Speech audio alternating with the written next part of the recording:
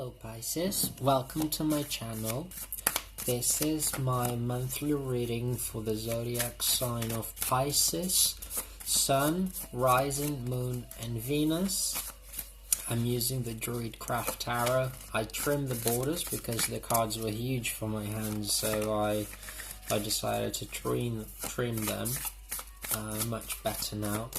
This is a general reading for Pisces, so it's not going to be as detailed. If you do want a private reading, do not hesitate to contact me and I will get back to you as soon as I can. So let's see what the month of July has in store for you, Pisces.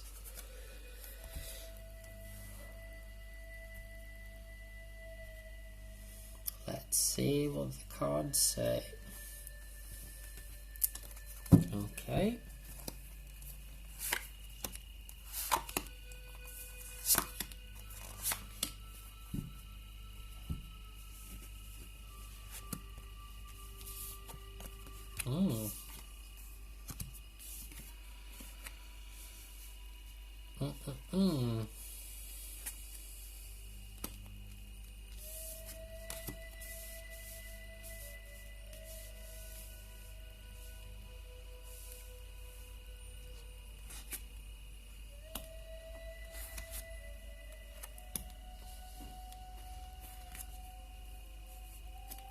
Right, this is really interesting. So, you've got the Death card, which is a card that sometimes scares people. But, you know, it shouldn't scare you because death is just a transformation, the end of a cycle. I quite like the Death card in this deck because you can see there is a woman holding a skull, which is a symbol of death, of course. There is a snake here. There is a cauldron, so it's almost like, you know, she's sort of casting a spell or making some sort of magic. Snakes are associated with power, also transformation and healing. And you can see Stonehenge in the background, which is a nice little touch. So the Death card is about ending something. It's the end of a cycle.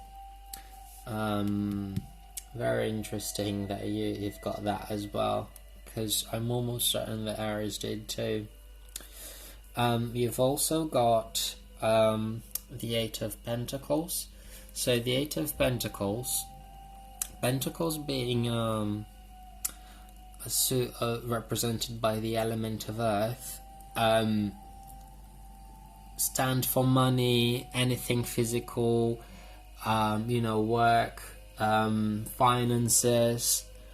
The Eight of Pentacles is all about perfecting your skills, working to the best of your abilities, which will generate rewards, recognition. It symbolizes a good time as well to acquire a new skill or learn a new trade, learn something new and fully apply yourself. And if you do, 8 being a number of success, also business and success in numerology, you will achieve the success you desire. Now, interestingly, you've got the Six of Swords as well, and you've got the Eight of Cups. So, the Six of Swords, as you can see, there is this family, a man and a woman. Traditionally, there would be a child or 2 children, but they've got another man. Anyway, it is a family, and they are on a boat trip. They are leaving their land behind, you know, whatever it is. But as you can see, there are swords in the boat. This family probably had a lot of problems that was sort of dragging them down, and they wanted to leave everything behind and have a fresh start somewhere else, create a new life for themselves. The problem here is that imagine the swords being the problems or the troubles, whatever that was causing it, and they are moving away, hoping that once they move, everything that was dragging them down will be left behind and they can, start afresh. But the message is that it's not the place, but it's what is in your mind. It's you shouldn't carry your problems with you. If you want to make a fresh start, that's fine, but make sure you don't bring the same problems with you, the same problems over and over and over again, because otherwise there's no point. It is a mental card as well. It has more of a positive connotation. It can indicate movement as well. Perhaps you are moving. If you thought about moving, you've got the Eight of Cups as well. The Eight of Cups is all about leaving something behind, leaving your projects behind, hoping to start afresh. So, you've got Death, you've got the Six of Swords, and you've got the Eight of Cups. Six of Swords, you're leaving something behind, you're moving. Literally or metaphorically, it could be that, you're changing the way of thinking, or that you need to leave your problems behind, and, or it could literally mean that you will move into a new place, a new house, a new country, a new city, whatever. The Eight of Cups, you're leaving things behind, you're abandoning things in order to start afresh. So you've got two cards here that,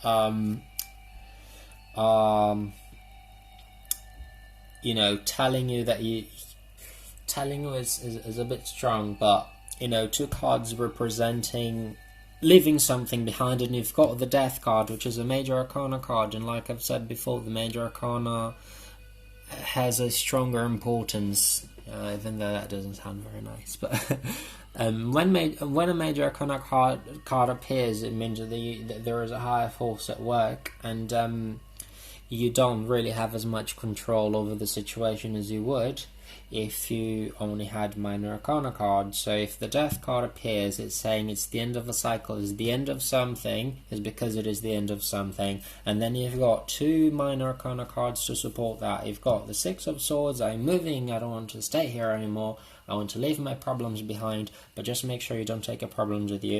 And then you've got the Eight of Cups, you're leaving your projects behind. Perhaps your workplace is not great, or whatever job you're doing at the moment, because 8 being a card of work. And then you've got this is a really concise reading, because you've got 3 cards that are basically saying it's the end of something, it's time to move on, it's time to leave stuff behind. And then you've got the Prince of Swords, and you've got the Ace of Swords. So these 2 cards will intensify each other, because the Ace of Swords is all about new ideas. Aces are a gift of the universe. Aces represent the energy of the suit. They embody the energy of the suit without it being spoiled by human conditionings, human attachment. It's the pure energy that comes from above. In this deck, the Ace of Swords comes from the water, which is sort of interesting actually, because the swords they represent the element of air. But as you can see here, there is a hand sticking out of the water, and it's almost like, hey, I'm alive, I didn't drown, look at me, here's my sword, here I come. So they indicate a fresh start. They indicate clarity of thoughts. You are coming to terms with who you are, your thoughts, your ideas. You have a clear idea of what you want out of life. Once now that this cycle is coming to an end and you are moving on, you've got that clarity of what you want so that you can start afresh. You do have the Prince of Swords as well, traditionally the Knight of Swords. The Knight of Swords, he is really fast. He is perhaps the fastest of all the knights. He comes charging, and here he comes, and nothing stops him. When he puts something in his head, oh my goodness, He will do it. He doesn't procrastinate. If anything, he can be a little hasty, but he knows where he's going. He has an idea. Once he makes up his mind, you've got the clarity of thoughts. You can think clearly. You are sure of what you want now. Then you can make things happen and act now. That's what these cards are saying. As an advice, though, the Knight of Swords can be a bit hasty, so make sure you're not too hasty. Make sure that your thoughts and ideas, your clear thinking, are truly clear, and that you really know what your heart is and what you truly want, and then you act. Just don't be too hasty, but don't procrastinate. Just make things happen. Just make things happen. You do have the King of Cups as well. This is how it ends. And you've got the Ten of Wands. The King of Cups is a very good card, because kings, they represent, the most developed court card of each suit. They are the most developed. Like, these people, the kings, they have mastered the energy of the suit. So the King of Cups, being a king, would represent a man who embodies the characteristics of the suit of cups, which is represented by the element of water. So traditionally it would be an older man, a man who is intuitive, compassionate, creative, yet he knows how to balance his thoughts out, because the kings, they all are ruled by the element of air, and cups are ruled by the element of water. So he has as much air as he has water. He has as much reason as he has emotions, empathy, and all that. So he is an older person, an older man who has a very clear head, who is empathetic and emotional, but he has the ability to keep his emotions under control, which is very difficult to master. It can represent yourself as well, and it can represent an outcome or a situation. For the sake of a general reading, because it's more of a general reading, I would say this king represents the outcome of the situation, the outcome of, the ending of this situation, which is you coming out of a change, a transformation, moving on to something new that you are sure of, and then you become the King of Cups. The King of Cups, as an outcome, represents a happy ending. It represents, all the kings usually as an outcome, they are positive, but the King of Cups, being the king of the element of water, being the king of intuition, happiness, emotions, means that you are going to be emotionally fulfilled, and it means that you are going to be happy with whatever changes you create. Whenever changes come, because they are coming, with the Death card as a given, don't resist them, do not resist them, just go with the flow, just make sure you leave all the crap that doesn't serve you anymore behind, just move on, don't think about what should have, what could have.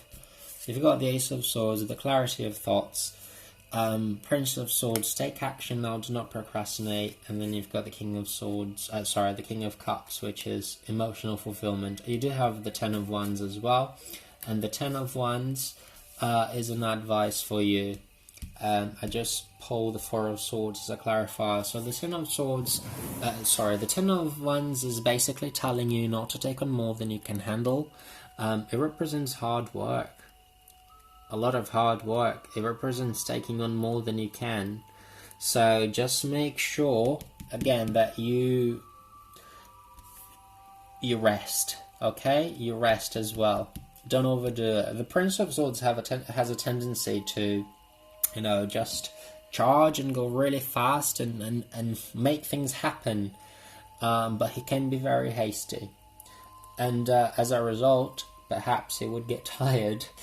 You know, once you create the changes, once you move on to something new and better, and you know what you want and you are happy, just make sure that you don't overwhelm yourself with too much stuff. You know, if you find a new job that you were looking for, you know, that you decided that that's what you wanted and you finally get it, just make sure that you find time to rest as well and to look after yourself, and not just work your ass off and then end up breaking down. Okay, because of the Eight of Pentacles, I would say that it's work related, really. Okay, you know now what you want, you know now what makes you tick, you know now what will make you happy, and then you go for it, and you do it, you make it happen. Okay, I hope this reading made sense to you. Like I said, it's more of a general reading. If you do want a private reading, do not hesitate to message me and I will get back to you as soon as I can. Thank you very much for watching, and yeah, thank you.